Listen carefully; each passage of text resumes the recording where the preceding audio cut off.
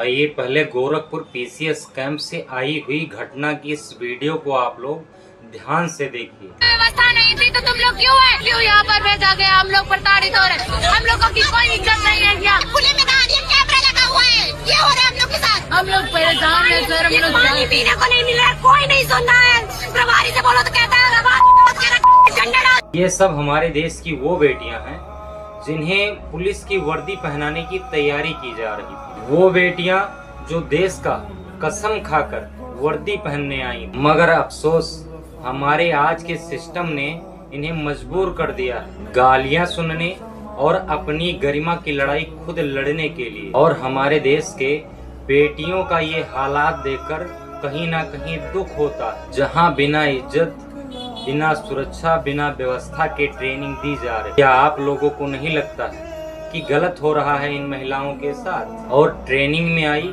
इन सभी महिलाओं का आरोप है कि इन्हें मजबूर किया जा रहा है खुले में नहाने के लिए, बाथरूम जैसे संवेदनशील जगहों पर कैमरे लगाकर, और इनको दिन में पीने के लिए 500 ग्राम आधा लीटर पानी की व्यवस्था दी जा रही है। क्या आप लोगों को नहीं लगता है ये गलत हो रहा है? क्या यह हमारे देश की दर्दनाक तस्वीर नहीं है? क्या यही है हमारे देश की बहन बेटियों की इज्जत? और जब उन्होंने आवाज उठाई इसके खिलाफ तो उन्हें मिली इसके बदले गालियां और ताने, और कहा गया कि जब तुम्हारी औकात नहीं थी तो ट्रेनिंग करने आई ही क्यों? क्या यही है हमारे देश के होने वाले सैनिकों की इज्जत और सम्मान? और जब विरोध बढ़ाया इन्होंने इसके खिलाफ तो सैकड़ों महिला सिपाही सड़क पर उतर आए और अपना साहस दिखाया, और योगी आदित्यनाथ के खिलाफ नारेबाजी भी। इसी के चलते कुछ महिलाओं का स्वास्थ्य भी खराब हो गया। क्या हमारी सुरक्षा की जिम्मेदारी लेने वाले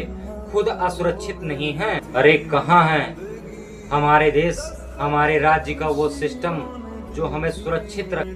क्या अब हमारे देश में यही व्यवस्था रह गई है? क्या अब ये महिलाएं ही अपनी गरिमा, अपना सम्मान बचाने के लिए लड़ रही हैं? अरे और तो और, अब हमारा प्रशासन कह रहा है कि बिजली कटने से पानी की सप्लाई रुकी थी। क्या यह सिर्फ एक बहाना नहीं है? बहरहाल अभी तो पीटीआई को बदसलूकी के लिए सस्पेंड कर दिया गया और कुछ सरकार की तरफ से कठोरतम रुख अपनाए गए हैं। लेकिन क्या अब ये सिस्टम सुधर जाएगा? मगर ये सवाल अभी भी जिंदा है कि हमारे देश की सुरक्षा करने वाली ये बेटियां ही जब सुरक्षित नहीं हैं तो आम जनता को सुरक्षित कैसे रखा जाएगा? नहीं लगेगा, और फिर ये आम जनता के साथ होने लगेगा। सिस्टम का सुधरना बहुत जरूरी है, नहीं तो हम